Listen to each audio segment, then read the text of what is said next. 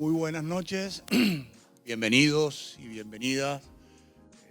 De verdad me encanta este espacio, doy infinitas gracias a los compañeros de la Casa del Libro Total que nos albergan todos los meses acá y a ustedes, porque efectivamente por ustedes es la razón de este evento, ¿no?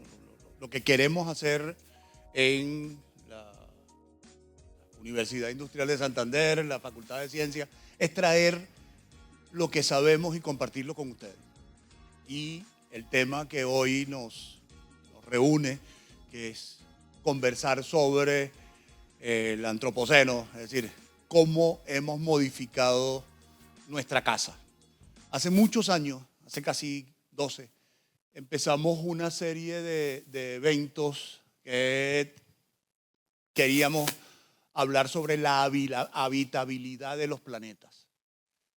A partir de hace ya un montón de años y cada vez más, se han ido descubriendo planetas en otros sistemas, en otras estrellas, inclusive en otras galaxias se supone que los podemos ver. Y luego tú tienes que ver si nos podemos mudar. Y hasta ahora que no nos podemos mudar. Esta es nuestra casa y hay que cuidarla. Entonces, tener acá a un par de amigos muy, muy entrañables como Bior y Corina, hablando de esa casa que tenemos que cuidar, de verdad a mí me encanta. Entonces, no digo más nada, sino les dejo el espacio a ustedes. Bienvenidos.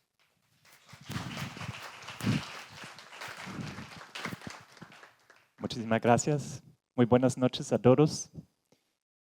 Y muchísimas gracias por invitarnos a ese espacio tan lindo. Realmente es un gran honor poder hablar aquí frente a ustedes.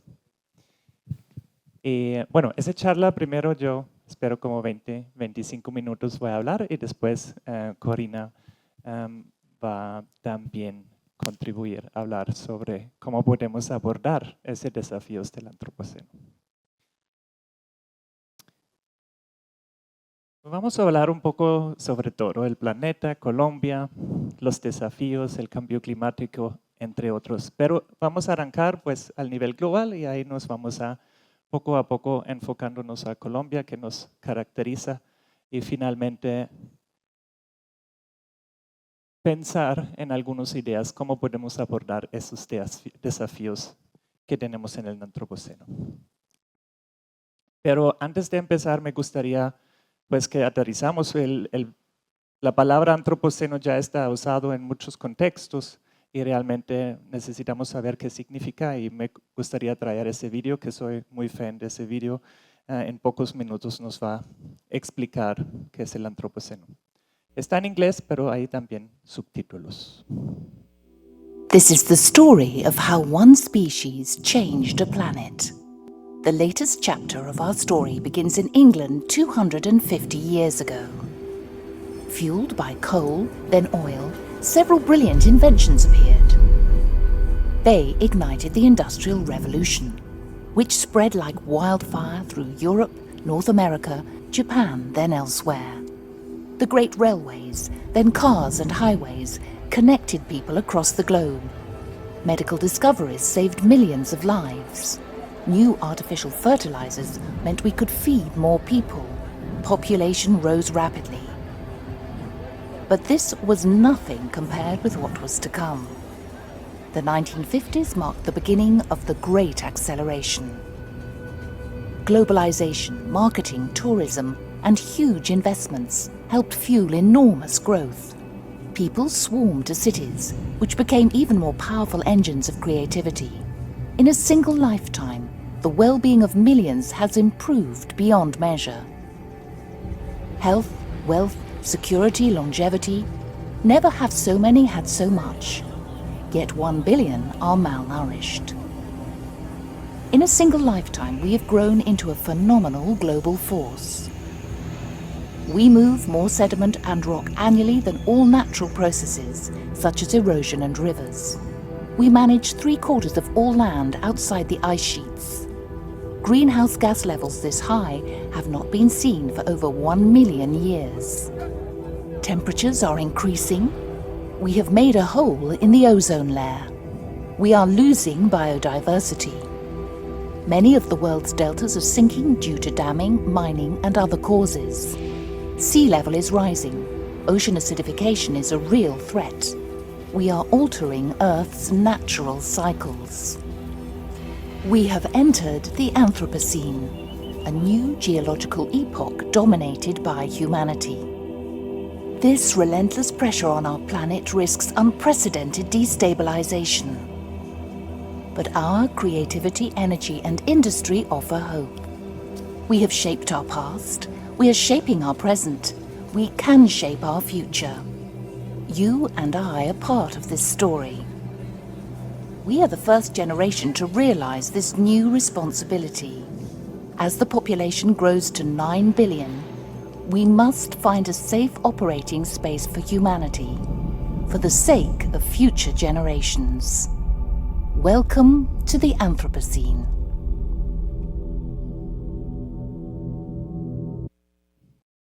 Bienvenidos al Antropoceno. Ahora podemos obviamente hablar mucho sobre ese corto vídeo y todo lo que implica. Aquí traigo un pequeño resumen que me gustaría resaltar, que son las 3 lecciones que aprendemos. Somos una fuerza que transforma el planeta.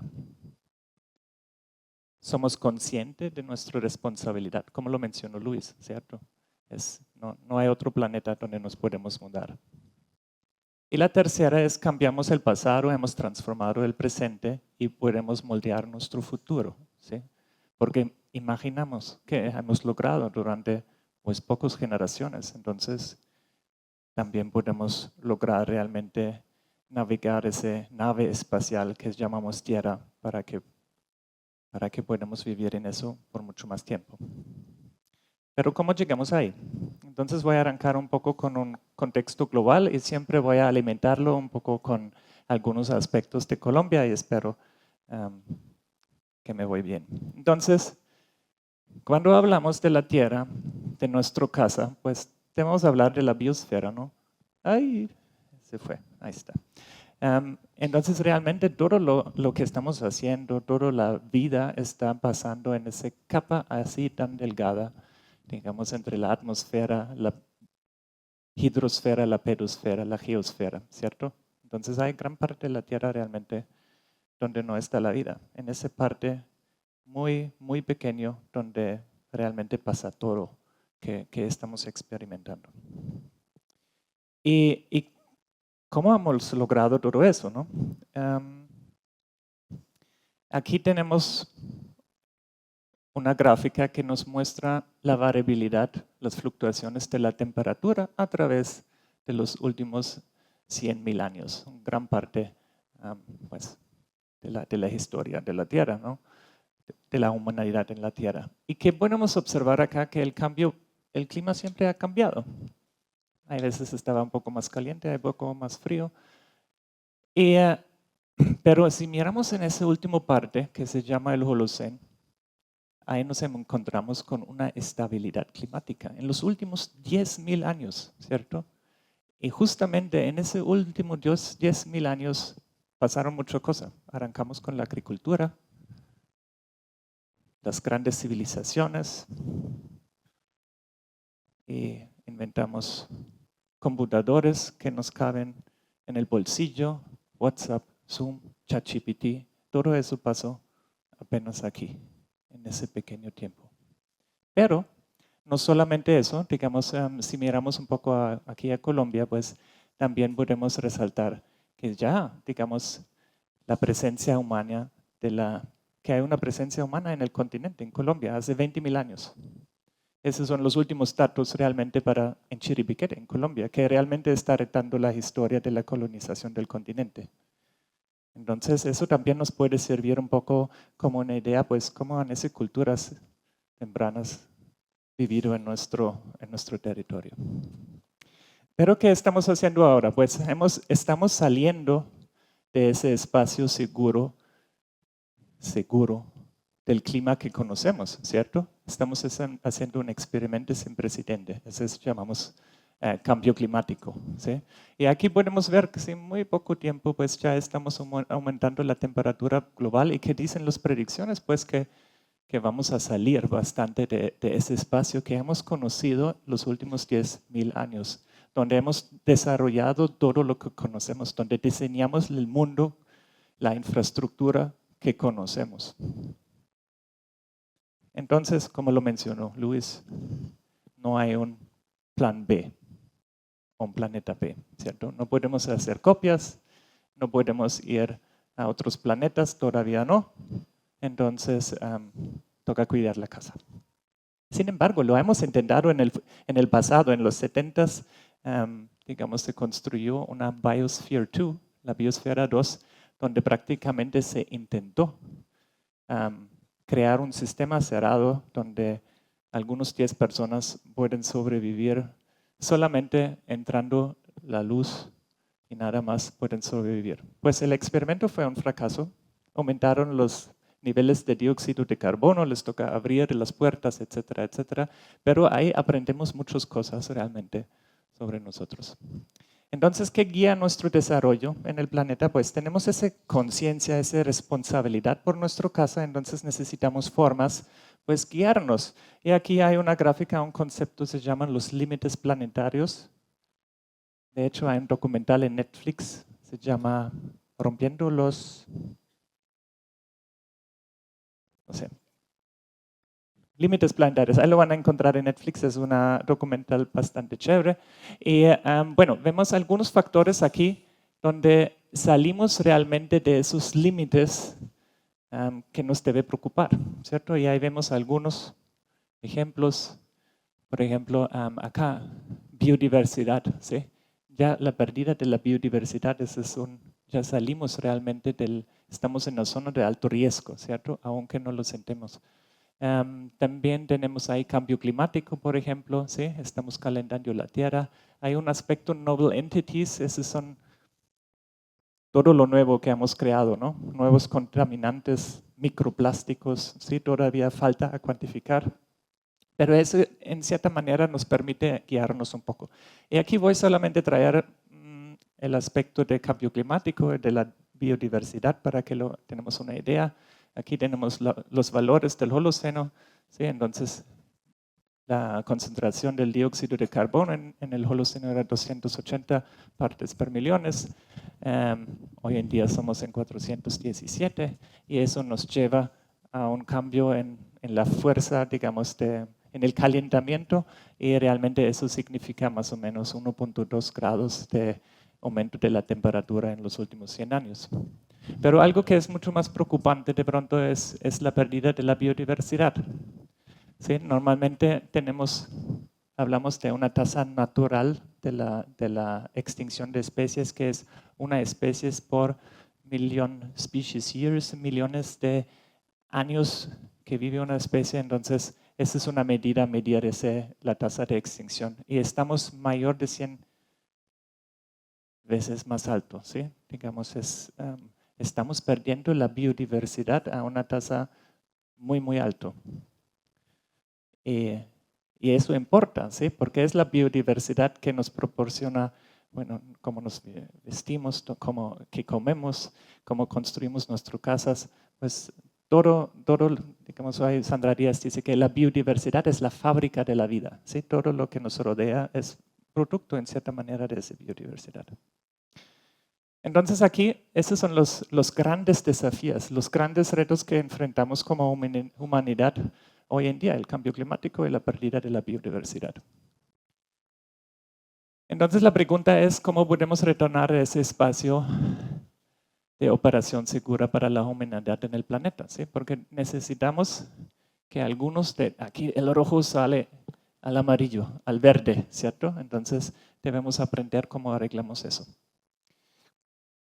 Y una opción o una idea, una posibilidad de estrategia es repensar nuestra relación con la naturaleza. Aquí les traigo una gráfica que nos guía un poco, pues yo soy profesor de biología de la conservación y esos son los paradigmas de la biología de la conservación a través del tiempo y hemos visto que han cambiado drásticamente, ¿no?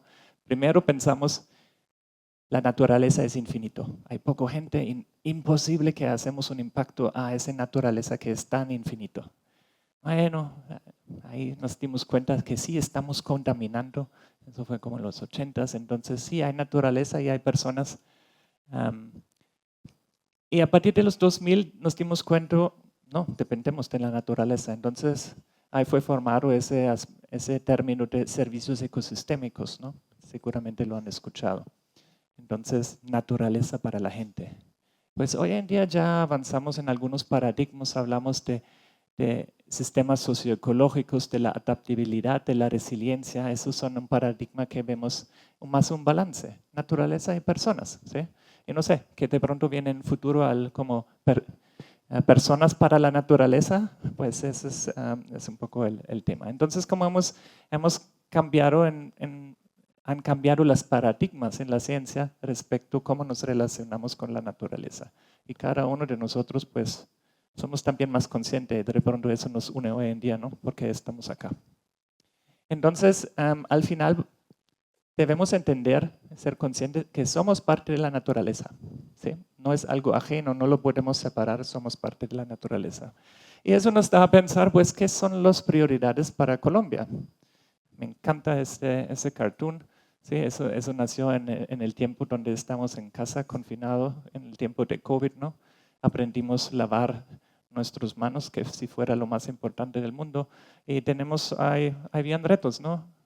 La pandemia, pues, aspectos económicos, pues de pronto el cambio climático o el colapso de la biodiversidad. Esos son un poco los retos y ahora nos toca preguntar, pues, ¿qué deben ser las prioridades para Colombia, por ejemplo, ¿no? ¿Dónde nosotros podemos aportar a esos desafíos propio del antropoceno? Entonces, voy a empezar a hablar un poco sobre Colombia porque qué es nuestro rol en todo eso, ¿no? Primero, todos sabemos que Colombia es complejo, ¿cierto? Ahí confluyen muchas cosas. Tenemos 3 cordilleras de los Andes, tenemos muchos ecosistemas, somos un país mega diverso, tenemos áreas protegidas, también tenemos tasas de deforestación muy alto que nos preocupe, tenemos conflicto interno, un montón de cosas. Pero lo que podemos decir, ese número salió, de hecho no sé dónde lo salió, pero lo podemos ver en muchas partes, es que en menos de 1% del área terrestre que cubre ese pequeño país Colombia en los trópicos, ese país es lugar más o menos, de pronto un poco menos, de 10% de la biodiversidad en la Tierra.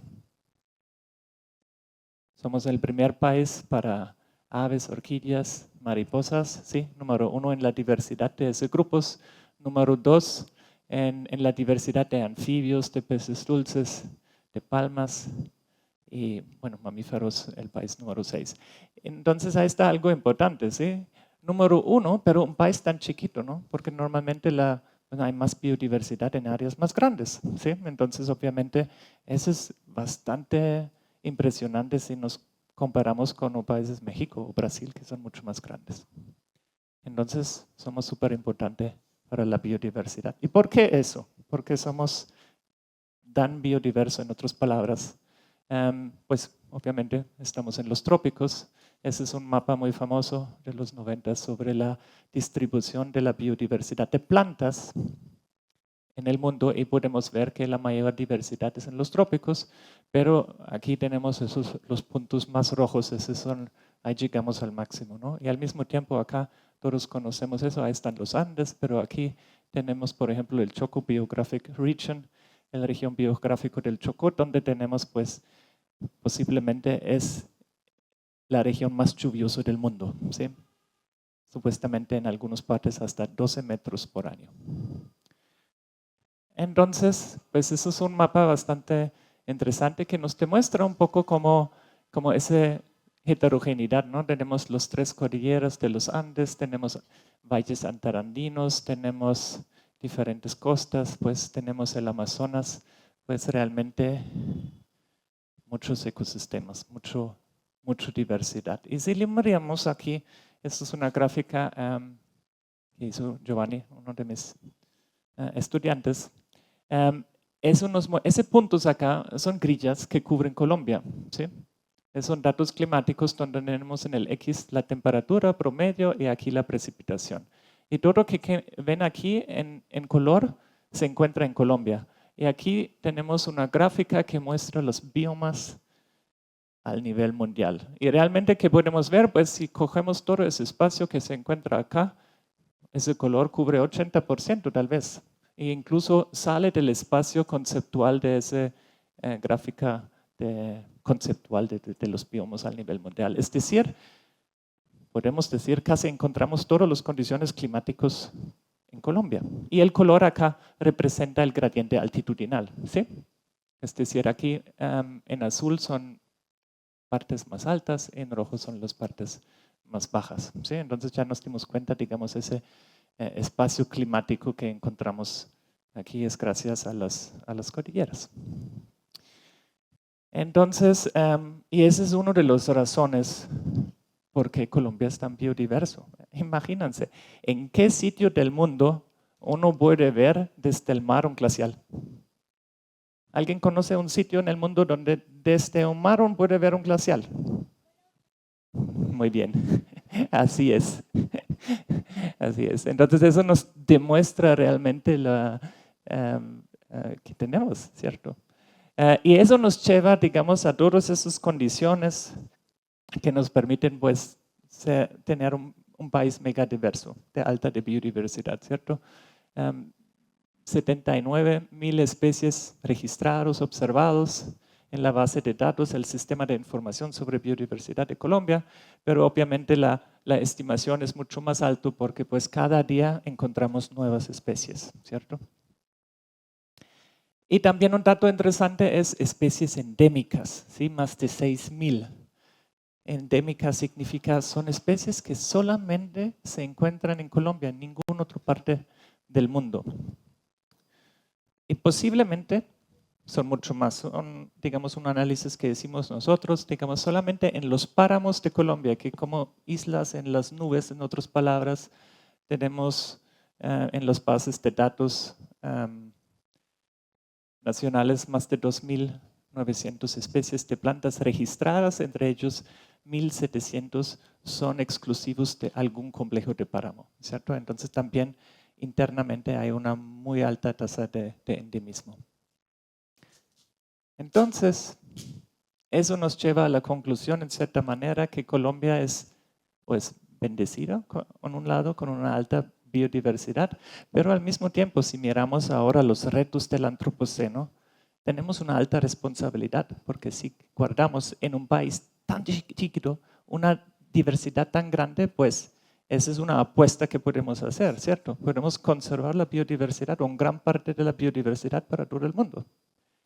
Además, nos da algunas posibilidades del desarrollo, ¿cierto? Bioeconomía. Imagínense, digamos, 80% de una molécula de los medicamentos que usamos vienen de las plantas, ¿cierto? Entonces hay un gran potencial. Y eso también nos lleva un poco, ahora volvemos a las prioridades. ¿En qué nos enfocamos? ¿Dónde ponemos nuestra prioridad? En el cambio climático, mitigar el cambio climático, una transición energética. ¿Qué debe ser nuestra prioridad? ¿Qué opinan?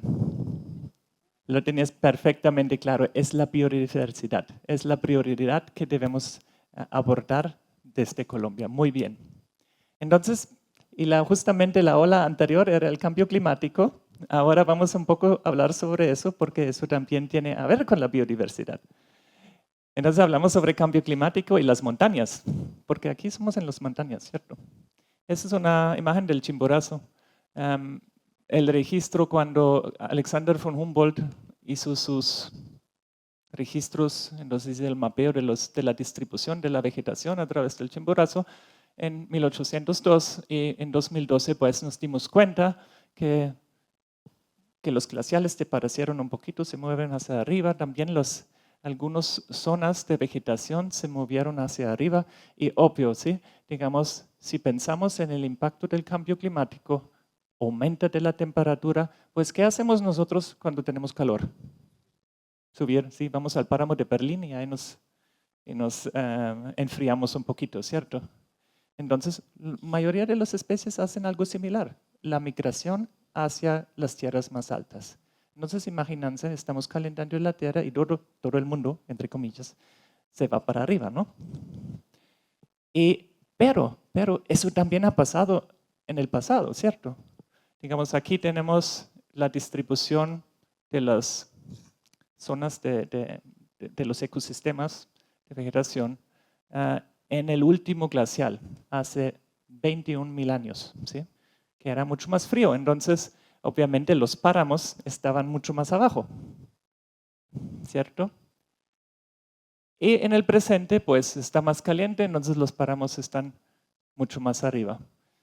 Ahora nos podemos preguntar qué pasa en el futuro, que se aumenta más la temperatura, pues posiblemente puede moverse todo un poco más arriba. Pues si no hay más espacio para arriba, pues algunos de esos especies pueden desaparecer. Pero también hay algo interesante. Si es cierto que tenemos presencia del humano hace 20.000 años, pues de pronto ellos también en cierta manera han experimentado ese cambios, obviamente mucho más lentos, ¿sí? Pero no estaban ajenos a ese cambio de los ecosistemas relacionados con el clima. También para hoy en día nos da otra indicación, pues sí es cierto que a las especies les toca migrar hacia arriba, no todos, algunos, pero entonces debemos darle la posibilidad de migrar, entonces eso es clave, ¿no? Mantener la conectividad entre los ecosistemas para que esas especies pueden migrar. Entonces ahora llegamos al tema del cambio climático. Ese gráficas lo tomé ayer del último reporte del IDIAM sobre escenarios del futuro del cambio climático. No sé qué tan buenos son, no lo he mirado en detalle, pero simplemente podemos ver, acá vemos el tiempo, ¿no? 2020 a 2040, 2040 a 2060, hasta 2100. Ese es para temperatura, ese es para precipitación. Esos son diferentes escenarios, pero lo que podemos destacar es simplemente Colombia va a aumentar la temperatura. No en todas las partes iguales, pero en general se va a aumentar la temperatura como en todo el planeta. Eso es nada nuevo. Aquí vemos cómo cambia posiblemente la precipitación. Predecir precipitación es muy difícil, muy incierto, pero acá vemos por lo menos colores en verde y verde un poco más oscuro y azul. Eso significa aumento de la temperatura, porque si fue disminución, entonces sería más en rojo. Es decir, en Colombia va a llover más. Buena noticia. De hecho, hay reportes ahora que el desierto de la Tatacoa se están enverdeciendo, ¿sí? Entonces, de pronto, en un futuro, la Tatacoa no va a ser un desierto. Entonces, para concluir, pues se proyecta que Colombia sería más caliente y más húmedo. Y hay mayor incertidumbre en los Andes, donde la mayoría de nosotros vivimos. ¿Qué me comentaste? Tú sabes adivinar los diapositivas que vienen, ¿cierto? Ahí están esas esquinas que estás diciendo, ¿cierto? Entonces, si miramos un clima promedio, ¿cierto? Tenemos esa distribución normal y si aumenta el promedio, pues eso se vuelve para un lado, ¿no? Entonces, que nos interesa son esos pedacitos acá, ¿no? Esos son los eventos extremadamente raros, pero extremadamente atípicos. Aquí en temperatura sería como sequías súper caliente y aquí súper frío.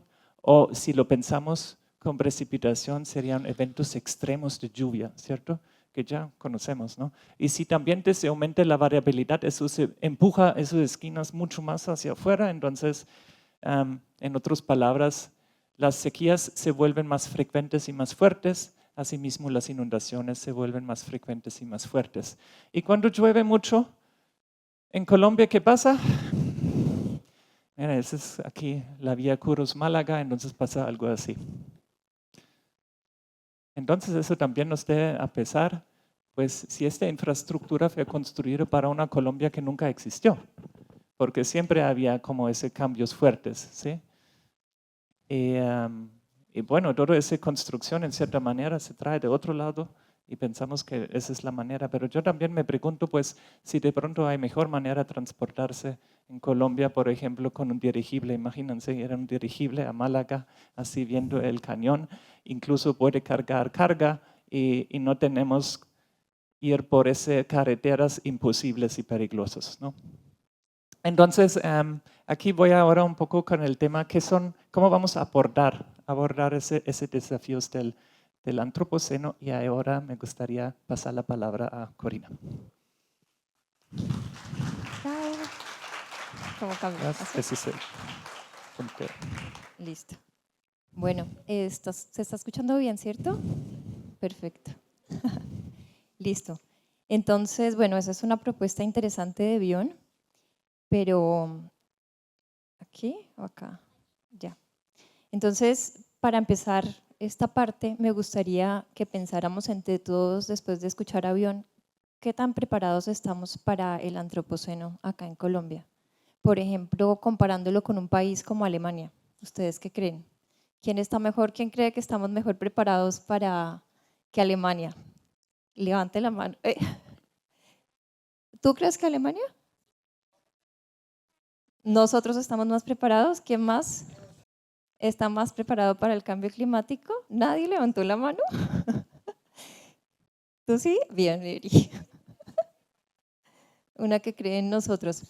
Bueno, entonces, pues la idea es que entre todos pensemos un poco qué tan preparados estamos para el antropoceno. Entonces, recordando la charla de Bion, Colombia es un país mega diverso, tenemos mosaicos de ecosistemas. Como él decía, si la población llegó hace 30.000 años, tenemos evidencias claras de hace 22.000 años en el Chiribiquete. Eso quiere decir que todo lo que encontramos acá en Colombia pues es producto también de la interacción.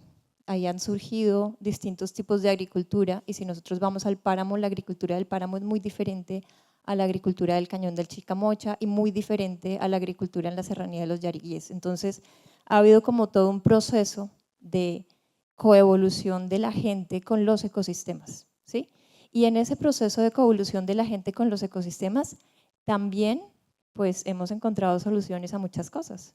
Bion contaba que cada vez, pues desde la última máximo glacial, se ha calentado y pues todo ha subido, la gente también, nosotros también lo vemos en el campo, cómo sube el cultivo del café, el cultivo del cacao y varias cosas. Entonces yo creo que nosotros acá en Colombia incluso podemos hablar de territorios bioculturales, ¿sí? Sistemas, en realidad podemos hablar de sistemas socioecológicos. Entonces, pues yo creo que de pronto sí tenemos posibilidades de estar más o menos preparados para eso. Por otro lado, bueno, ustedes saben, somos el mayor productor de cocaína, creo que todavía tenemos ese título, maravilloso, pero pues finalmente estamos exportando al mundo muchas otras cosas también, como la música, que también es un producto de nuestra cultura, ¿cierto? Y si recorremos Colombia, en cada sitio también vamos a encontrar ritmos diferentes que han ido coevolucionando, fusiones. Ha sido un proceso bien interesante de fusión y de cultura. Y hoy en día en Colombia también hay una gran diversidad de lenguas que todavía sobreviven. No es el país más diverso en lenguas, pero hay una diversidad significativa, y eso se debe también a esa especificidad de cada uno de los territorios. Entonces, yo creo que, bueno, yo les estaba mostrando la carretera, la vía Málaga, y cómo de pronto esa infraestructura pues no cumple con los requisitos de lo que pasa acá en Colombia, tal vez nunca ha cumplido, ¿no? Nosotros siempre hemos estado expuestos al fenómeno de la niña y el niño, que todos nosotros lo conocemos. De hecho, algunas veces pensamos que eso es cambio climático, pero pues en realidad la variabilidad climática nos ha acompañado por miles de años, este territorio. Entonces, por ejemplo, este es un ejemplo de una adaptación de esas culturas, como esas culturas no solamente inventaron la agricultura específica para esa zona, domesticaron semillas, etcétera, sino también hicieron transformaciones a la escala del paisaje, que tienen evidentemente ventajas frente al fenómeno de la niña, pero que también pues, hay inspiración para pensar en escenarios de cambio climático, ¿cierto? Entonces, claro, acá solamente una gráfica de los distintos ecosistemas y de cómo vamos nosotros a abordar esos cambios. En general, claro, Bion decía, hay un aumento de la temperatura global, y lo que va a pasar con ese aumento de la temperatura global es que es como si aceleráramos el ciclo del agua. Entonces vamos a tener más precipitación, en los trópicos vemos ya con los datos más precipitación, pero nosotros no tenemos una certeza sobre en dónde exactamente se van a dar esos eventos de más precipitación. Simplemente sabemos que más o menos promedio la temperatura va a subir, va a llover más, pero no sabemos dónde. Puede ser que deje de llover, también puede cambiar la regularidad de las lluvias, lo cual sería un problema para la agricultura, porque para la agricultura nosotros necesitamos de cierta forma que haya un ciclo, que las cosas se repitan para que yo sepa cuándo sembrar, cuánto, y si deja de haber un ciclo, entonces eso se vuelve un problema. Los agricultores ya dicen que no hay un ciclo como tal, pero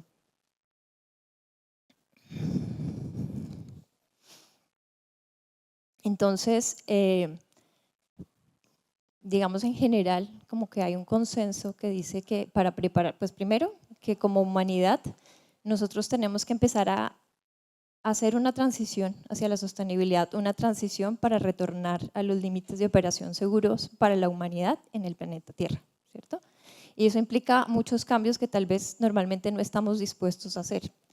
Pero para cambiar y para transformarnos también necesitamos como crear visiones que vayan un poco más allá de una narrativa positiva de como, queremos un mundo justo, equitativo, diverso, y que sean más aterrizadas, que tengan un contexto más puntual. Entonces, en general, digamos que para esa transformación necesitaríamos contar con visiones de futuro que sean innovadoras, positivas y posibles. Nosotros, pues ya Björn lo dijo y yo lo quiero asentar, deberíamos concentrarnos en la conservación de la biodiversidad, porque pues tenemos una gran responsabilidad y ahí justamente está la clave, seguramente, para esas soluciones y esas transiciones que necesitamos como humanidad. Entonces yo sí creo que, difiero de todos ustedes, porque yo sí creo que nosotros estamos mejor preparados para el cambio climático que Alemania. Y vivía ya 11 años. Entonces, bueno, de pronto eso estará por verse, pero yo sí pienso que acá tenemos muchas cosas, hay mucha innovación. ¿Mucha qué? ¿Defensa nosotros?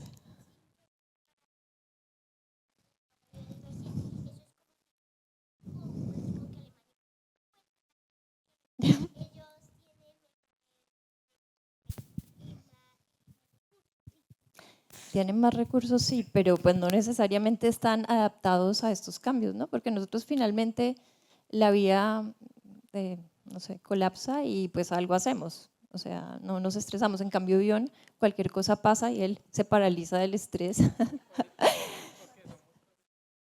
Sí. Entonces, bueno, sí es cierto. Entonces, ahora, antes de mostrarle el otro que les quiero mostrar un video que hicimos pues, con varias personas que están acá. Es como el trabajo que hemos hecho pensando en lo que queremos hacer, en cómo vamos a nosotros a navegar los cambios y transitar hacia esas, sí, las transiciones hacia la sostenibilidad que queremos. Entonces voy a poner el video, está en la siguiente, ¿no? Acá en este video, de hecho, pues están los conceptos que nosotros utilizamos normalmente, es en la serranía de los Yariguíes, que es un territorio que está en nuestro corazón y también está en el corazón de Santander. Y bueno, espero que lo disfruten.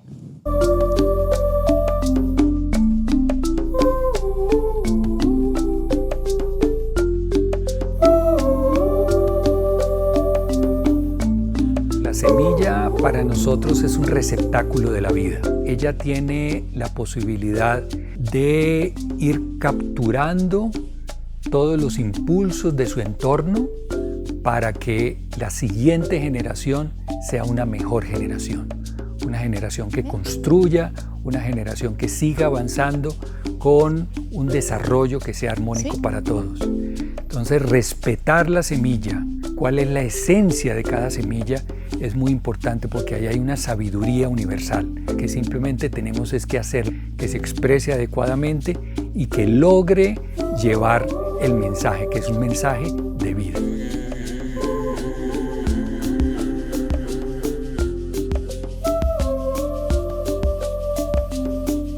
La vida transforma su entorno favoreciendo la aparición de nuevas formas de vida. La Tierra y la vida llevan coevolucionando por más de 4.000 millones de años. Gracias a esto, desde hace 10.000 años disfrutamos de la estabilidad climática que posibilita una inmensa diversidad de formas de vida y el desarrollo de la maravillosa práctica humana de sembrar y cuidar semillas, la agricultura. Gracias a ella, múltiples civilizaciones lograron asentarse y desarrollarse transformando sus entornos locales. Este y otros desarrollos tecnológicos han permitido el crecimiento y la expansión de los humanos en muchas partes. Hoy en día nos reconocemos como la principal fuerza transformadora del planeta. A mediados del siglo pasado dejamos esta época de estabilidad climática que se conoce como el Holoceno para entrar en una nueva época geológica dominada por nosotros, el Antropoceno, marcada por el aumento acelerado de la temperatura global y otros cambios globales, algunos de ellos irreversibles.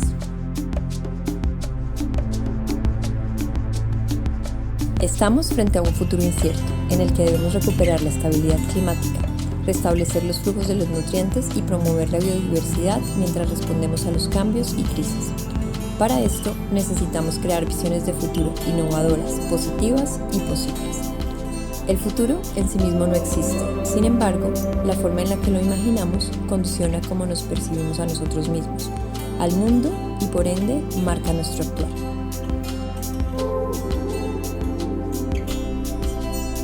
Llamamos Semillas para el Buen Antropoceno a iniciativas que mejoran la dinámica social, ecológica o económica y que generan impactos transformadores a medida que se extienden. Las semillas pueden inspirar visiones de futuro innovadoras, posibles y positivas para ayudarnos a transformar desde lo local mientras navegamos las crisis y cambios.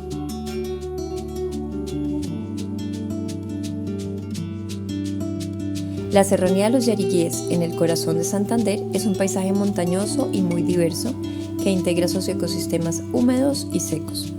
En las últimas décadas, las personas han conducido una transformación positiva en el sector norte, llevándolo de ganadería extensiva a un mosaico diverso que integra cultivos, sistemas agroforestales y zonas de conservación.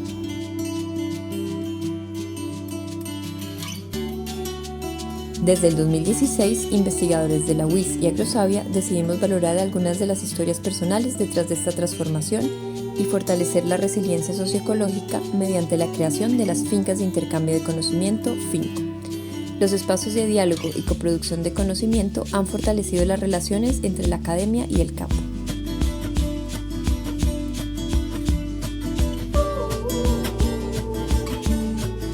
Somos navegantes de Yariguíes, investigadores, estudiantes, campesinos, funcionarios, personas que piensan el territorio para navegar los cambios y trabajar juntos por un mejor futuro.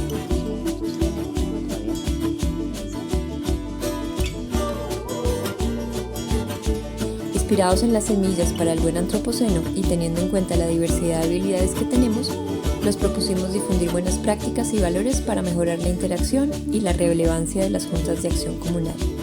Aportar a la consolidación de una estrategia de educación rural pertinente basada en experiencias de aprendizaje que les permitan a los niños conocer profundamente el territorio para crear proyectos de vida propios que les permitan quedarse en el campo. Por último, nos proponemos ampliar FINCO para continuar intercambiando conocimiento, investigando, valorando lo nuestro y desde la universidad aportando a todos los procesos del territorio y a la formación de profesionales con una visión holística que les permita abordar los retos y oportunidades que ofrece el antropoceno en este y otros territorios. Nuestra región goza y ofrece una variedad de espacios naturales muy interesantes y una productividad también muy fortalecida por la calidad de su agroecosistema. Y eso hace que la mezcla de esas dos cosas nos permita ser una comunidad que resurge en las diferencias e indiferencias que se presentan a través del tiempo y que nos ha permitido ir creciendo y evolucionando, pero sobre todo tomando conciencia de la necesidad de un cambio inmediato hacia el cuidado de los recursos naturales, hacia la permanencia en el territorio de manera positiva, a reinventarnos para poder ser más resilientes en el tiempo. Esperamos que en esta historia encuentres inspiración para crear tus propias visiones innovadoras, positivas y posibles del futuro. La mejor forma de contribuir a la transformación positiva de nuestros territorios y el planeta es colaborando para sembrar y cuidarle semillas para el buen antropoceno.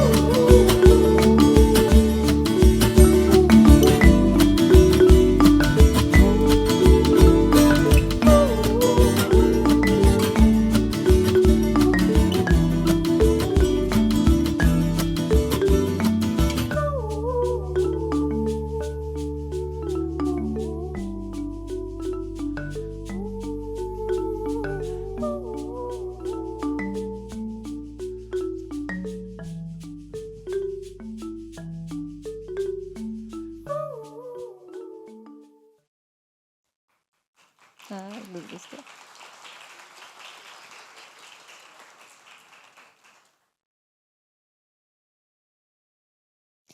Bueno, entonces ese fue un video que fue producto como de un proceso largo de trabajar en toda la zona norte del sector, bueno, de la zona norte de la serranía de los Yariguíes. Y durante ese proceso lo que estábamos haciendo era básicamente tratando de pensar cómo nosotros desde la academia, desde la universidad, podíamos apoyar esas transiciones, entendiendo claramente que en cada sitio hay unas condiciones específicas y que, digamos, no hay una estrategia de adaptación al cambio climático ni al antropoceno en general. Nosotros tenemos que pensar, y ahí el video se llamaba Navegantes de Yariguíes, como los navegantes, entonces es como crear una coalición, un grupo de personas que empiecen a pensar el territorio y a crear planes, visiones de futuro para la transformación. Entonces finalmente lo que hemos estado haciendo los últimos años, yo estaba bastante enfocado en eso, es crear nuevas metodologías para poder trabajar juntos. Si nosotros pensamos pues normalmente en la academia, la educación formal, casi siempre todo está enfocado en la competitividad, en que yo voy a sobresalir sobre los otros, pero hay muy pocas dinámicas y muy pocos espacios en donde aprendamos a comunicarnos y aprendemos a trabajar colaborativamente. Entonces, en ese marco de pensar qué es lo que podemos hacer nosotros para abordar este gran reto que es que estamos en el antropoceno, cómo podemos navegar el antropoceno, pues surgen una serie de ideas, metodologías y sobre todo surge como una forma de trabajar. Entonces, bueno, no sé si han escuchado el diseño de las transiciones. A mí yo nunca lo he escuchado, pero me suena que como por ejemplo la teoría del color, los colores se van mezclando y dando así, pues me suena como por ejemplo ir cambiando en grupo, algo que nosotros en el colegio también bien tenemos que se llama sinergizar, que es trabajar en grupo, y creo que viendo ahí todo lo de las imágenes y así, pues me imagino que sería el cambio para todos y irnos en vez de que la naturaleza tiene que cambiar por uno, que nosotros cambiemos para ella. ¿O con la naturaleza? Sí. ¿Juntos? Sí, los dos. Sí.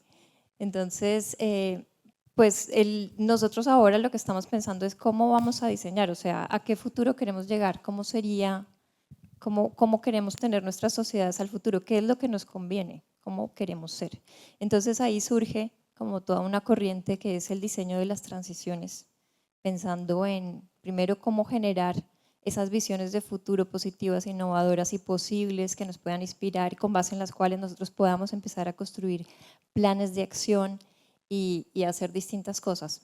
Entonces, acá, digamos que dentro de lo que nosotros hemos hecho, que ahí atrás al final los voy a invitar a que vean un poco de las cosas y ahorita les voy a contar cómo hemos ido desarrollando las metodologías, está pensar en esas transiciones y pensar en todo el diseño que tenemos que hacer para llegar a esa transición. Entonces, normalmente, no sé si saben algo de diseño, pero normalmente pues está el diseño gráfico, que es como cuando uno diseña un producto. Entonces, toda la lógica, estética, los colores, todo eso. Después está el diseño de objetos, ¿sí? Más como... Después está el diseño de las interacciones y en realidad nosotros estamos muy enfocados en diseñar interacciones porque lo que queremos es que de una reunión surja algo, podamos coproducir algo entre todos, una visión de futuro, un plan para trabajar, que podamos hacer algo. Entonces estamos enfocados en el diseño de las interacciones. También en ese diseño queremos considerar el sistema socioecológico en el que estamos, del que somos parte, y al final está la escala planetaria. Y cuando estamos diseñando algo nuevo, queremos que esas partes resuenen entre ellas, o sea, como tener en cuenta esas distintas dimensiones a la hora de diseñar un nuevo producto o una nueva dinámica. Básicamente, pues quería contar que yo estudio dirección y producción de cine y televisión y pues me llega a la cabeza el concepto de diseño de producción. Cuando vamos a hacer una película, lo primero que tú haces es el guión, ¿cierto? Eso es los símbolos. Luego ya pues tienes fotografía, tienes unas cosas más tangibles que es los objetos. En el mundo de los objetos hablamos del diseño industrial, ¿cierto? Las interacciones, creo que ser comunicador, el niño es un comunicador maravilloso, soy tu fan. El mundo de las interacciones es lo que nos recuerda que somos comunicadores, y somos comunicadores desde la época de las cavernas, de la mitología de las cavernas de Platón. Siempre están en necesidad de contarle al mundo nuestras cacerías y nuestras cosas, pero tenemos que dejar de cazar y darnos cuenta que en el antropoceno ahora nosotros somos los cazados, los que nos van a cazar si nosotros no tomamos decisiones radicales para cambiar la mentalidad, ¿verdad? En la COP16 hablaban de el biocentrismo como respuesta y antídoto al antropocentrismo, y pues eso ya nos lleva a los sistemas, que básicamente sistemas planetarios para mí es piensa local, actúa global, o piensa global, actúa local. Bueno, me parece interesante que te hayas relacionado con este marco conceptual, chévere. Nosotros también lo estamos utilizando como para pensar en esos productos y servicios que desarrollamos. Me parece interesante que otra persona se pueda relacionar tan fácilmente con esto. Pero bueno, les estaba contando que finalmente pues lo que hemos estado tratando de hacer es desarrollar nuevas metodologías, o alguien lo llama también la ingeniería de la participación.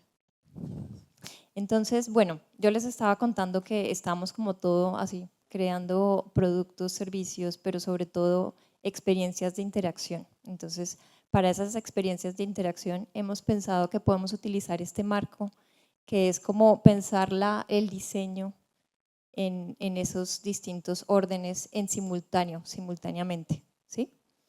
Y después, o sea, nosotros hemos desarrollado varias cosas, ahorita les voy a contar qué son esas cosas, pero siempre hay un proceso y yo creo que eso es algo que tenemos que interiorizar en el antropoceno, que es como siempre pensar qué vamos a hacer, después hacerlo y después reflexionar sobre lo que hicimos para poderlo mejorar. Entonces eso se le podría llamar el codiseño reflexivo, y esa es más o menos como la lógica que ha tenido la creación de varias cosas que les quiero mostrar ahora.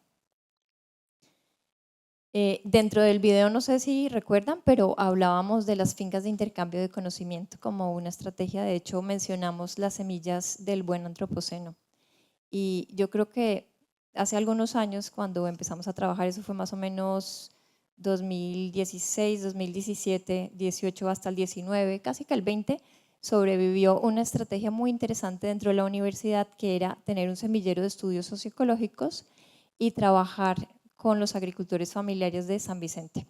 Entonces, ahí en ese trabajo, en realidad, logramos no solamente fortalecer los procesos de la agricultura familiar, desarrollar con ellos nuevos productos, nuevos servicios del territorio que mejorarán sus posibilidades, sino también mejorar la formación de los profesionales, porque al final una de las cosas una de las grandes barreras que tenemos es la barrera disciplinar.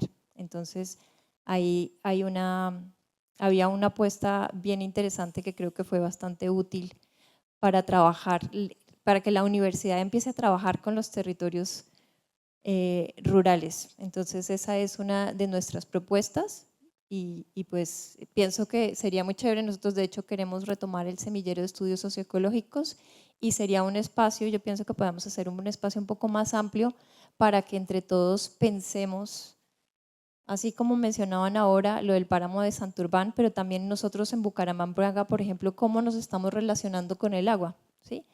De pronto, cuando salimos a marchar por el agua, salimos a marchar porque estamos bravos con la minería en el páramo, pero ¿qué de qué forma nos estamos relacionando nosotros con el agua que pasa a través de la ciudad. ¿Ustedes saben qué pasa con el agua que sale de nuestras casas?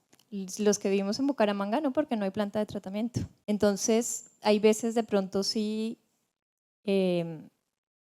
digamos que pensamos en esa relación con el agua, pero ni siquiera somos conscientes de lo que pasa con el agua que sale de nuestra casa. Entonces, primero deberíamos, por ejemplo, codiseñar una transición también para Bucaramanga. Entonces sería muy interesante pensar en crear esos espacios a futuro, ¿no? Como espacios en donde efectivamente tengamos un espacio de diálogo informado sobre cómo son las cosas desde el pensamiento, un pensamiento holístico amplio, y ahí podamos pensar en esos temas y en cómo como Bucaramanga también podemos aportar a una mejor relación con el agua. También visualizar un futuro. Básicamente lo que hemos hecho es desarrollar distintas metodologías para interactuar, para fortalecer la colaboración. Esta, por ejemplo, es una metodología que diseñamos pensada en los trabajos, en los equipos de trabajo que están desarrollando proyectos, por ejemplo, de desarrollo en los territorios rurales. Entonces la idea acá es crear unas herramientas para que pueda abrirse la comunicación inter y transdisciplinar dentro del proyecto y podamos empezar a trabajar de una mejor forma juntos.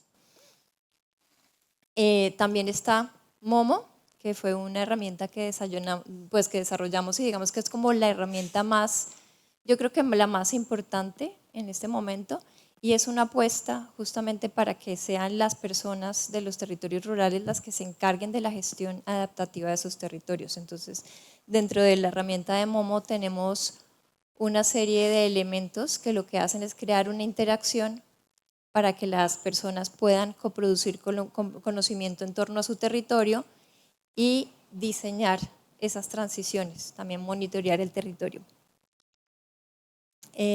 Acá hay un juego, que es un juego que diseñé, basado, pues inspirado en un juego ya existente. El juego está ahí atrás, pero básicamente lo que propone es crear una dinámica para la familia o para los amigos, en donde lo que hagamos es la buena comunicación y la colaboración la que finalmente nos permite ganar el juego. Entonces, ahí también está eso. También cuando pensamos en la planificación y en el futuro, pues podemos tener herramientas que nos ayuden a hacer eso. Entonces también hay un diseño de un calendario que sirve para comunicarse con la familia, también para la agricultura familiar. También está el calendario forestal. Tenemos un calendario que sirve, por ejemplo, para las especies que son nativas de la serranía. Muchas veces el factor limitante es saber cuándo podemos ir a recoger las semillas de una especie determinada. Entonces, el calendario forestal es una forma de recoger toda la información sobre la especie, como irlo acumulando durante varios años, porque claro, los maderables crecen lentamente, entonces es un proceso que requiere un tiempo largo de documentación. Y finalmente, pues con eso no solamente vamos a poder saber cuándo podemos ir a recoger las semillas, sino también cuando empezamos a hacer una documentación más a largo plazo, podemos también dar recomendaciones para la siembra de esas especies. Entonces, dentro de los propósitos está, claro, la conservación de la biodiversidad, y la conservación de la biodiversidad pues se hace en la medida en que nosotros conocemos las especies que queremos conservar. Entonces, esto es una estrategia de documentación y conocimiento de esas especies. También están los productos de Finco, que fueron productos que codiseñamos con las familias de San Vicente de Chucurí, y ahí están, ahí al final si quieren los pueden ver, hay varias cosas. Esas están disponibles si ustedes quieren a través de las mismas personas de las fincas con las que estábamos trabajando.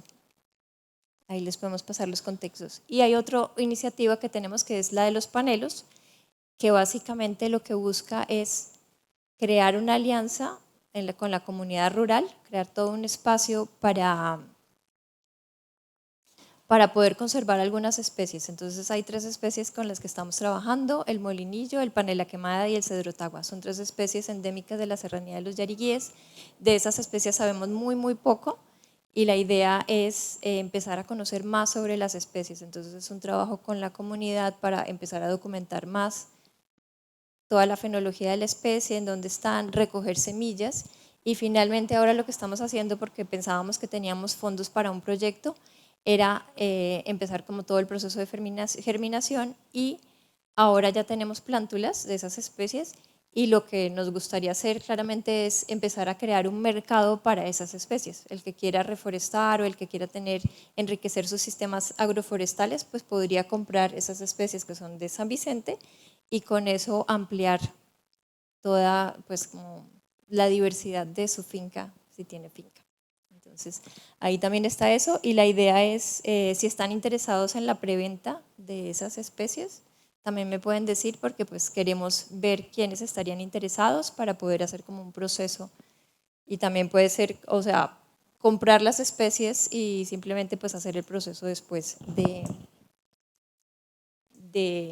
como uno ya sabiendo que se necesitan tantos árboles, pues ellos pueden ponerse a recoger las semillas, a sembrarlas y con eso crear toda una estrategia para conservar esas especies que están ahí. Después está también Yo Río, que es una marca que se creó pensando en que finalmente cuando hacemos una intervención en un territorio, el factor limitante siempre son los recursos. ¿Sí? O sea, muchas veces hay proyectos de investigación, los proyectos de investigación acá en Colombia son de 2-3 años, entonces uno va, arranca como el proceso, tiene que hacer la línea base, empieza a trabajar con la comunidad y finalmente pues el proyecto termina y después de que termina el proyecto las cosas no, o sea, uno no sigue con el proceso. Entonces, para poder seguir con los procesos y con las transiciones hacia la sostenibilidad, lo importante sería contar con recursos para eso. Entonces, la idea de crear una nueva marca era pensar en una estrategia como que nos ayudara a posicionar esa marca en el mercado y también posicionar las narrativas de cambio, los valores de esa transformación, todas esas cosas. Entonces, bueno, ¿bien? ¿Quieres hacer una síntesis? ¿Quieres hacer una síntesis?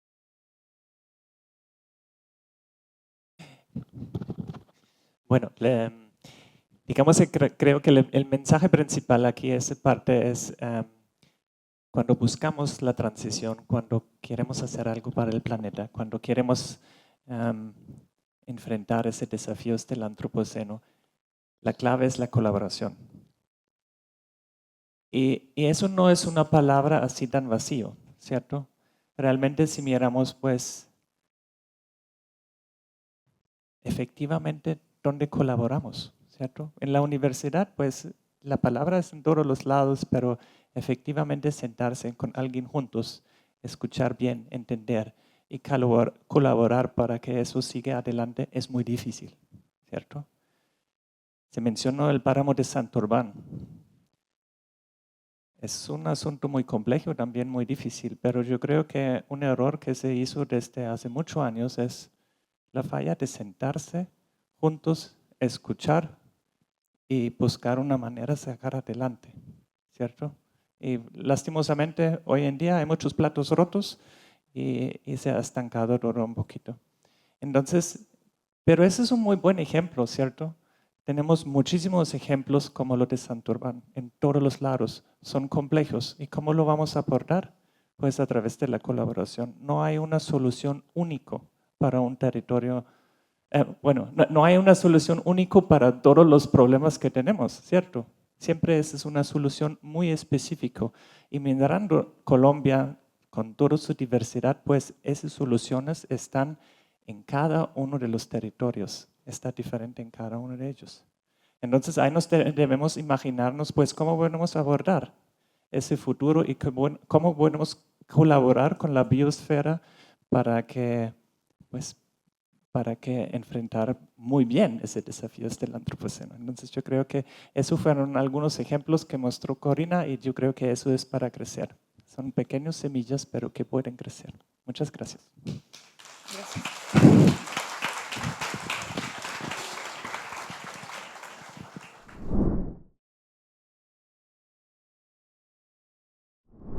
Bueno, primero que todo, muchísimas gracias por la exposición. Tengo una pregunta breve, pero me gustaría desde la posición de la ignorancia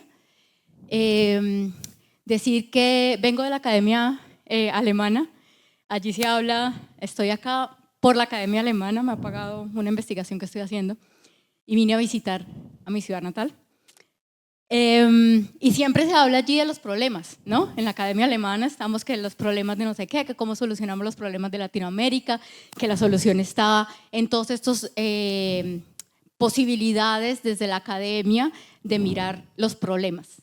Y a mí me gusta mirar las soluciones y por eso me gustó la exposición, porque está no solamente hablando de soluciones, sino que está hablando de una solución que interactúa no solo de manera teórica, sino de manera práctica. Mi pregunta es si existe desde la investigación de ustedes la posibilidad de pensarse de también integrar gremios de academias, o sea, por ejemplo, como centros de estudio, yo pertenezco al Centro de Estudio Calas y hay otros grandes, donde precisamente se pueda decir, oiga, es que no podemos hablar solo de problemas, hay soluciones, hay académicos que están haciendo esta interacción con la experiencia y cómo eso se puede seguir también reproduciendo, ¿no?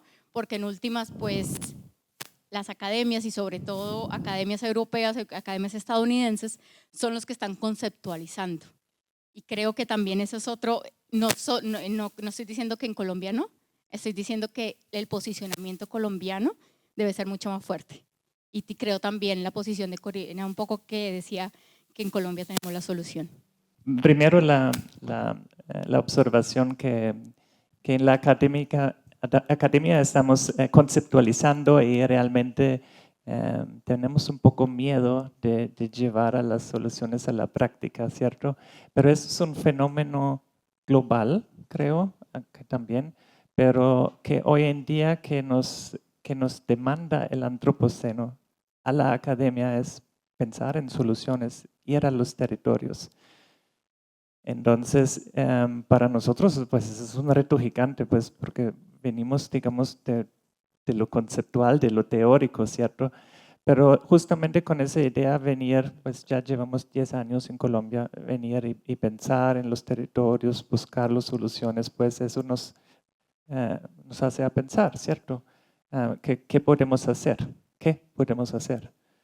Y yo creo que, no sé, el concepto de las semillas es algo aquí muy importante. Pues sí, porque finalmente las semillas lo que ofrecen es, más allá de conceptualizar cuál es el problema, cuando uno hace los talleres de resiliencia, que es lo que, digamos, está dentro de Momo, esa herramienta, al final es como entendernos, entender nuestra historia, cómo hemos sido capaces de sobrellevar todo lo que nos ha pasado, ver también qué somos capaces y al final, con base en eso, pensar qué podemos hacer y inspirarnos en qué es lo que vamos a hacer a futuro, pero con las semillas para el buen antropoceno, que vienen siendo pues esas iniciativas que están funcionando en algún lado y que simplemente nos dan inspiración para ver el futuro, pero no desde los problemas, desde la carencia, desde la visión de que los campesinos son víctimas, que es bastante complicada, ¿no?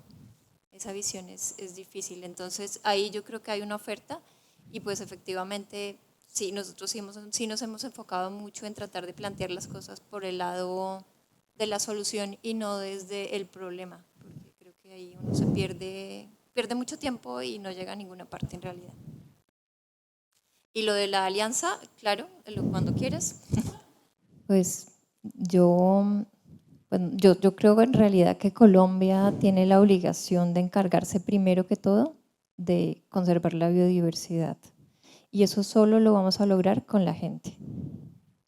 O sea, si viste los límites planetarios, en realidad la biodiversidad es el límite que está más en rojo. Y acá es donde está la diversidad. Entonces, yo creo que ese es nuestro compromiso número 1. Cuando pensamos en el antropoceno, claro, hay cosas que han cambiado. Por ejemplo, pues el aumento del carbono en la atmósfera. Pero eso siento que es reversible, ¿sabes? Hay otras cosas que no son. La pérdida de biodiversidad me parece que no es reversible. La creación de nuevos elementos, el desbalance de los ciclos biogeoquímicos, más o menos. Pero la pérdida de biodiversidad es irreversible y pues yo creo que es nuestro compromiso de verdad enfocarnos en eso. A mí me sorprende que los esquemas de financiamiento se enfoquen en otras cosas y de hecho estén pensando como en explotar, no sé, el cobre en el Chocó o transición energética como si eso fuera algo muy urgente para nosotros, cuando en realidad nosotros tampoco es que contribuyamos tanto con el carbono, porque tenemos pues muchísimos ecosistemas que están sirviendo de sumideros de carbono y estamos pues muy lejos como del bienestar para podernos preocupar por eso. Entonces me parece que pues que no vamos en la dirección correcta y evidentemente pues en este gobierno no va a haber fondos, pero pues esperamos que el próximo gobierno sea un poco más consciente de dónde estamos, ¿sí? Que haga una lectura más compleja y real de nuestro territorio y nuestras posibilidades. ¿Quieres decir algo? Respecto de la financiación, pues ya llevo 10 años y siempre pensaba que tengo los contactos, la cooperación alemana, etcétera, etcétera. Y la verdad me toca, bueno, no es como parece, ¿cierto? Ha sido difícil, no hemos realmente tenido un proyecto que aún le hemos buscado y me toca decir realmente que esos proyectos que son diseñados allá, una vez un campesino me dijo, nosotros eso llamamos proyectos de cohete. Se diseñan allá y aquí explotan. Y lo vemos en carne propia, ¿sí? Ahora con The Nature Conservancy, esos son como indicadores donde uno piensa que, pucha, hectáreas reforestados, ¿sí? Aquí en esos suelos de Santander, pues que crece un árbol, la probabilidad es que se muere mucho más alto que crezca, ¿cierto? Entonces uno a veces, digamos, si no somos conscientes de la diversidad y cada territorio es diferente y si no potenciamos esas oportunidades y posibilidades que son locales, ¿sí? La verdad no vamos a llegar muy lejos, ¿sí? Y esa cooperación siempre busca los mismos indicadores, la misma versión, la captura de carbono. Entonces, pues esa es una crítica bastante fuerte y me toca decir personalmente estoy bastante desilusionado. Entonces, como dice Corina, pues nos toca encargarnos a nosotros mismos, o bueno, los colombianos. Hola, por acá tengo yo el micrófono. Muchas gracias, Corina y Björn, por ese mensaje que nos dejan. Yo les tengo una pregunta más de la experiencia que han tenido tomando acción y es... primero, ¿cómo escogieron, bueno, sé que han trabajado en diferentes lugares, pero la Serranía de los Derís, ¿cómo lo escogieron? Y más importante aún, ¿cómo fue el proceso de aproximarse a la comunidad? Han hablado mucho como de las soluciones y me he preguntado mucho si la perspectiva que tendríamos nosotros desde acá de la academia difiere de las soluciones o los problemas desde la comunidad y si nos pueden contar un poquito al respecto.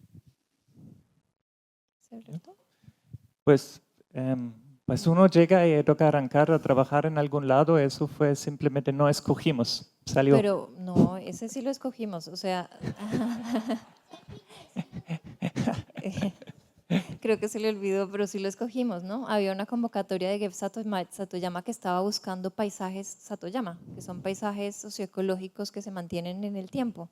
Y Björn había estado en San Vicente y había quedado, pero encantado, le pareció lo máximo San Vicente, porque es como estar en el bosque, pero dentro del bosque está el cacao y hay otras especies, entonces eso, él quedó súper deslumbrado y finalmente cuando aplicamos al proyecto postulamos con San Vicente como un paisaje Satoyama.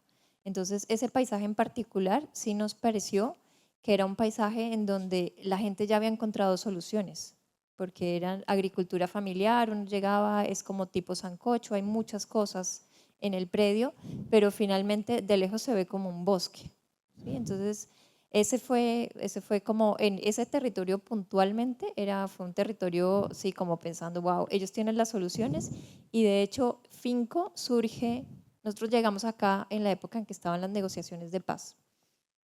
Entonces, de hecho el proyecto se llamaba Un modelo para el posconflicto porque lo que nosotros queríamos era fortalecer la agricultura familiar en una zona en donde creíamos que ellos tenían la solución de cómo se maneja esos sistemas agroforestales diversificados, etcétera, y queríamos ayudarles a transformar ese conocimiento tácito en conocimiento explícito y abrir las puertas de su finca para que pudieran intercambiar conocimiento. Y muy inocentemente pensábamos en los actores armados que se estaban desmovilizando y que necesitaban igual como dónde reinsertarse en la sociedad. Entonces pensábamos, bueno, esas fincas podrían ofrecer una escuela real, porque son personas reales de agricultura familiar que han logrado llegar donde llegaron por sus propios medios. Entonces pensábamos, no, pues ahí está la solución. Ellos la tienen y acá abrimos esos espacios y no sé qué. Pero ya en el proceso nos dimos cuenta primero que San Vicente había sido un territorio que había sido pues golpeado por la violencia muy fuertemente y no hace mucho. Y lo segundo fue que no estaban dispuestos a abrirle las puertas a los excombatientes. Sí están dispuestos a compartir con nosotros y de hecho yo creo que el proceso de investigación, de investigar con ellos, entender más cómo funcionan sus cultivos, qué significa eso para la biodiversidad, qué significa eso para los nutrientes, etcétera, donde teníamos estudiantes de distintas disciplinas, las fincas al final eran una escuela muy buena para los estudiantes, para que pudieran como en realidad entender esa complejidad, porque si hay personas que entienden la complejidad son los agricultores, en particular las personas de la agricultura familiar. Tú no necesitas decirle, el mundo es complejo, no, ellos saben que las cosas son complejas, que todo está interrelacionado, no ven las cosas divididas. Entonces las fincas fueron muy buenos escenarios de aprendizaje, sobre todo para los estudiantes y para nosotros como investigadores, ¿sí? Entonces esa fue la escogencia de San Vicente. Han habido otros territorios, ahora estamos trabajando en otros sitios, y yo en Agrosavia también trabajé en otras partes distintas, pero ahí sí estaba tratando de cubrir más ese espacio de posibilidades. Entonces era como, vamos a implementar los sistemas territoriales de innovación, pero entonces queremos, por ejemplo, una zona de posconflicto, entonces escogimos algo en Nariño, queríamos algo como interesante, entonces cogimos Cajamarca en el Tolima, el sur del Atlántico, pues porque también sufrió la ola invernal y ahí tienen más capacidades, y ahí pusimos a prueba distintas cosas. Entonces siempre hay como distintos criterios, pero en particular San Vicente sí tenía una razón específica para su escogencia y nos sigue encantando el sitio. Y de hecho hay otro video que habla de esa transición positiva de San Vicente de Chucurí, porque efectivamente esos eran haciendas ganaderas y se fueron transformando a agricultura familiar y uno llega y pues ve algo diversificado. Buenas noches. Yo quisiera preguntar sobre los ecosistemas como sujetos de derechos y hasta hace poco el río Magdalena fue declarado un ecosistema natural, sujeto de derechos. Yo como periodista también fui a cubrir este ecosistema por situaciones de violencia en Barrancabermeja, se celebró esa oportunidad, un proyecto que además nace en Noruega. Sabemos que en Noruega fue declarado por primera vez un ecosistema como sujeto de derechos, luego en otro país latinoamericano y finalmente en Colombia se deciden asumir 4 ecosistemas como sujetos de derecho. El cuarto es el río Magdalena. ¿Qué significa? ¿Cómo ven ustedes que asumamos un ecosistema natural como sujeto de derechos? ¿Esto nos cambia el panorama? ¿Nos complica el ser tan de pronto tan dañinos con el medio ambiente y empezar a revertir nuestras acciones? ¿Cómo ven nuestras acciones con respecto a acciones jurídicas como estas? Pues yo la verdad no sé qué significa, pero lo que sí sé es que muchas cosas se quedan solamente en papel, ¿no? Entonces no sé hasta qué punto eso va a cambiar, no he leído, sí sabía como que algo había ocurrido, pero en realidad soy bastante escéptica frente a ese tipo de medidas, pero pues no tengo de verdad argumentos para responder, solamente que por ejemplo en lo de la creación de los sistemas territoriales de innovación, se crea un nuevo Sistema Nacional de Innovación Agropecuaria en ese tiempo.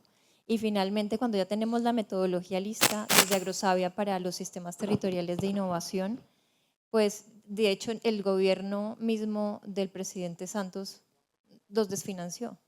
Entonces, pues no sé, uno se desgasta mucho creyendo que si lo incluye en la política, algo va a ocurrir, pero al final yo siento que tenemos muchos derechos, pero en realidad no los podemos garantizar. Ni siquiera hay veces los más básicos, entonces no sé hasta qué punto en realidad cambiando el papel vamos a transformar el territorio. Yo sí creo que es más trabajando con la gente, fortaleciendo las capacidades de los territorios que podemos lograr una transformación real del territorio. Hay una propuesta de cine, porque pues eso es lo que yo estoy estudiando y me siento muy orgulloso. Creo que hay muchas formas de comunicar, el teatro, el cine, el periodismo es una de ellas.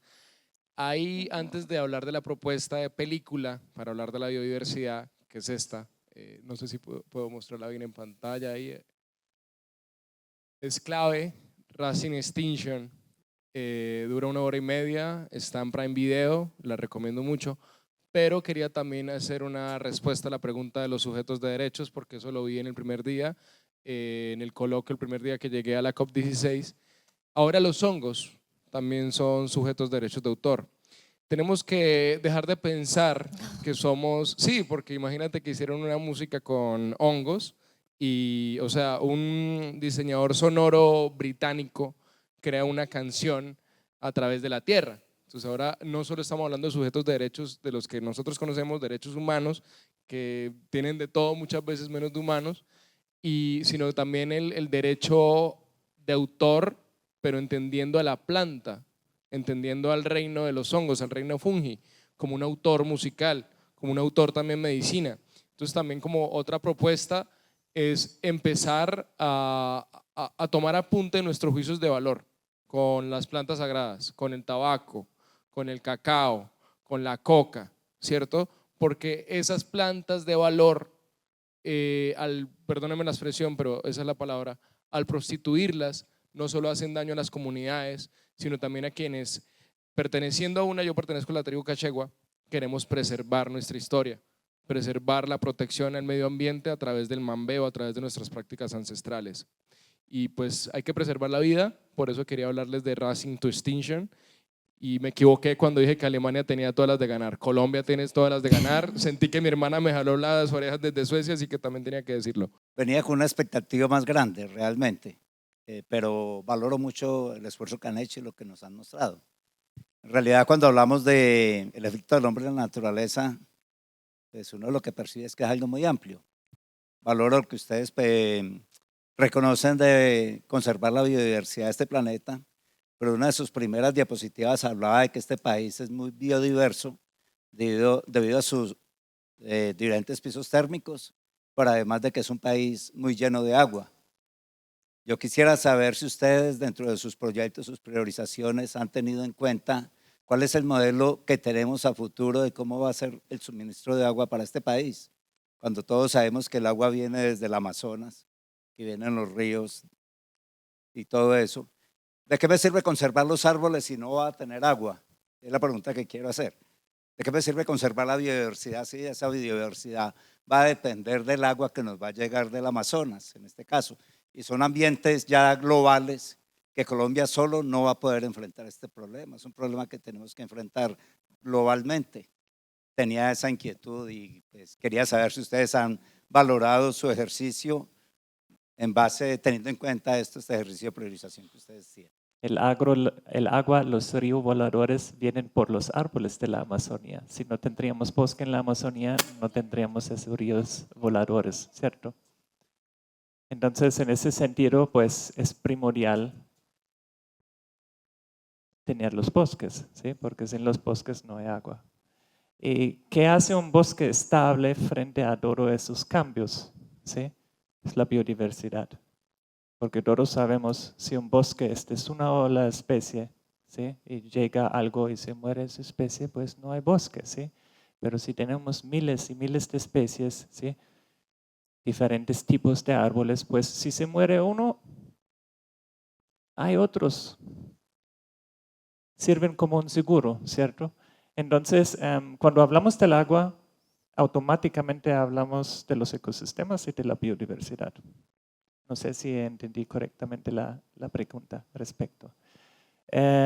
Sí, obviamente tener políticas globales, por ejemplo, la conservación como un ecosistema tan importante que la Amazonía es importante, ¿sí? Pero ¿qué son las realidades?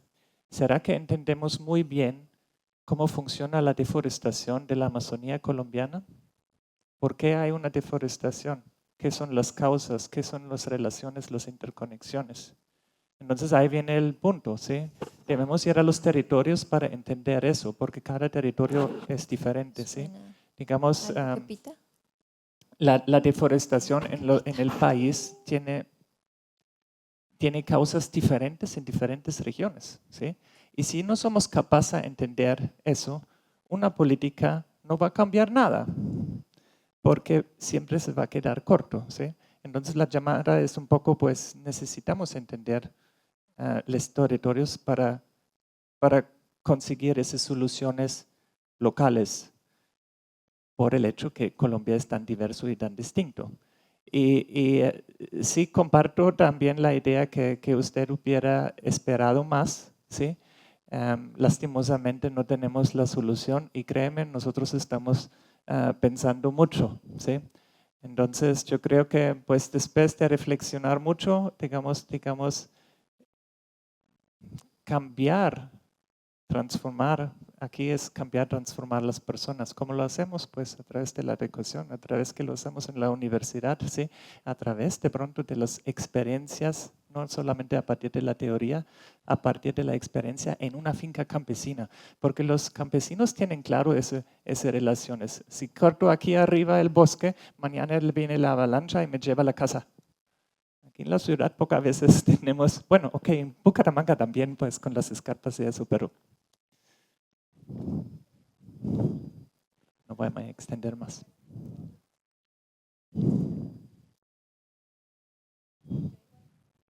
Creo que no prendió. Ah, bueno, sí. Yo igual creo que para pensar en el agua lo tenemos que pensar también desde lo local. O sea, la invitación en realidad es a pensar el problema del agua de Bucaramanga. Y el problema del agua de Bucaramanga no es el agua que llega, porque el agua que llega de Bucaramanga es muy buena.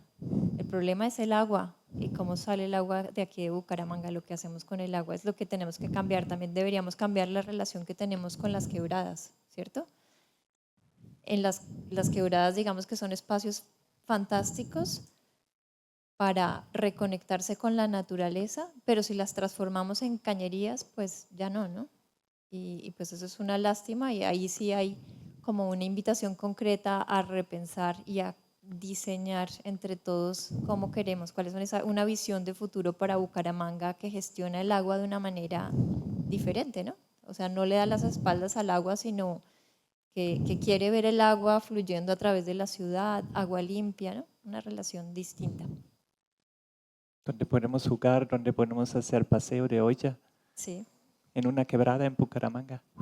Bueno, yo quisiera decirles pues unas cositas.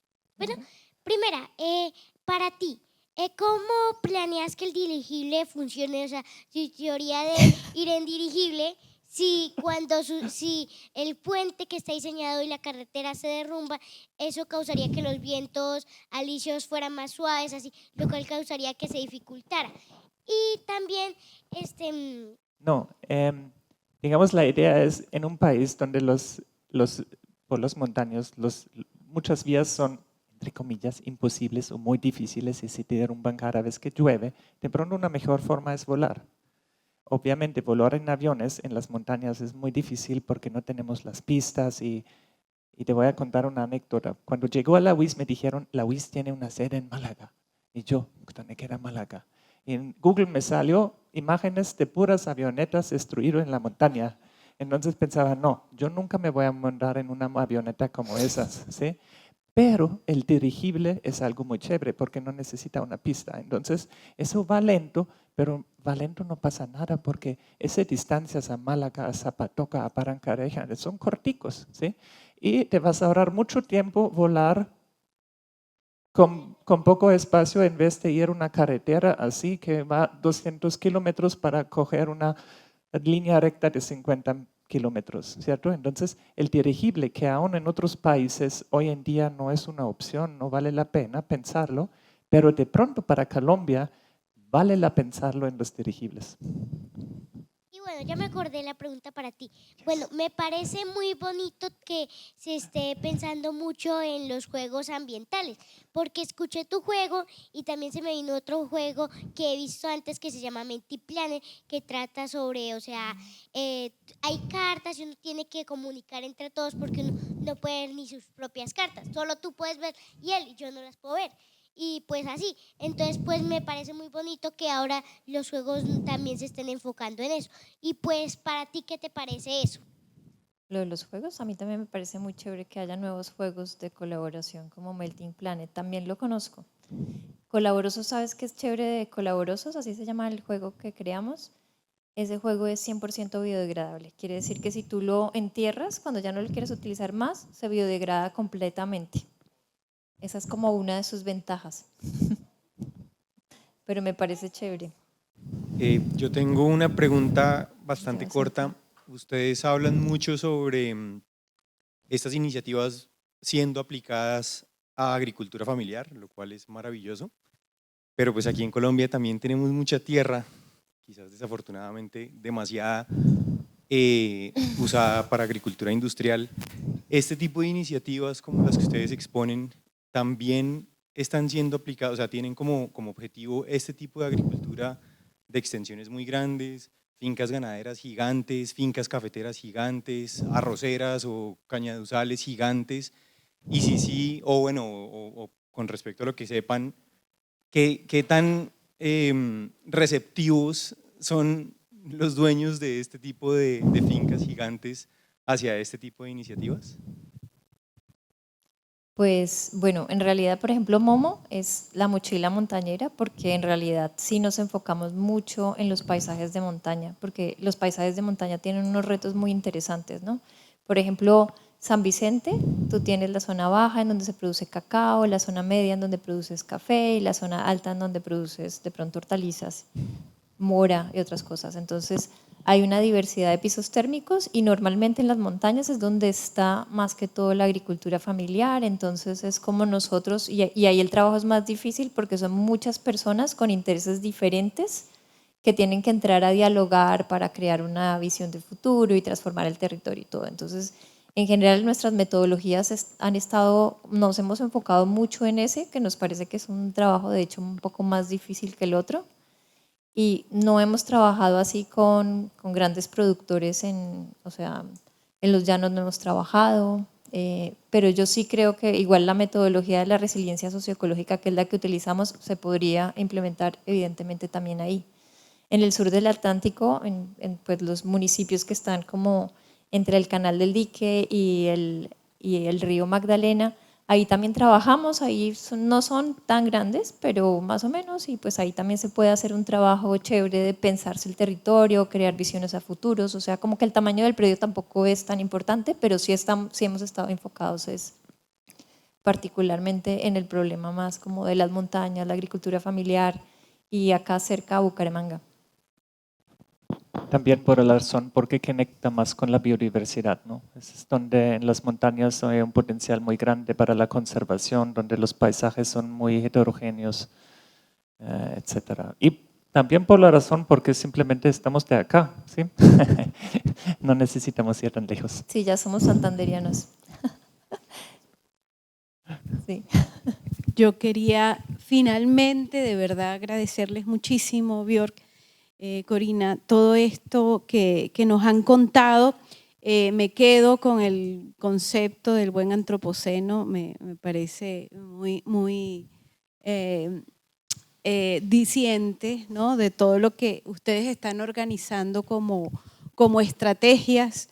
También al mismo tiempo pues escuchar sobre Finco, sobre Momo que acaban de mencionar. También veo que hay como una mirada entre las familias, el campo y toda la producción agrícola, pero también hay una preocupación que te escucho mucho, Corina, y es el tema de la ciudad.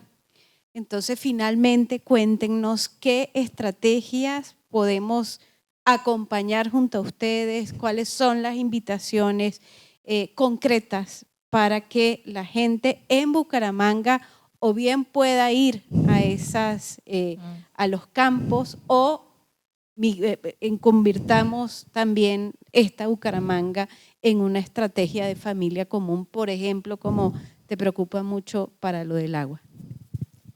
Bueno, pues yo creo que nosotros, o sea, la resiliencia también se puede utilizar para la ciudad. Entonces también podríamos hacer un ejercicio en donde utilizamos Momo para pensarnos Bucaramanga, crear visiones de futuro para esta ciudad conjuntamente, porque yo creo que ahí finalmente va a estar la diferencia, ¿no? Nosotros en este caso, si quisiéramos hacer un codiseño de la transición para Bucaramanga, que sería muy deseable, a mí me duele mucho vivir acá y saber que, pues, que toda el agua que utilizo termina dañando las quebradas, ¿sí? Que las basuras no hay reciclaje, o sea, lo del tema de las basuras acá también está supremamente mal manejado.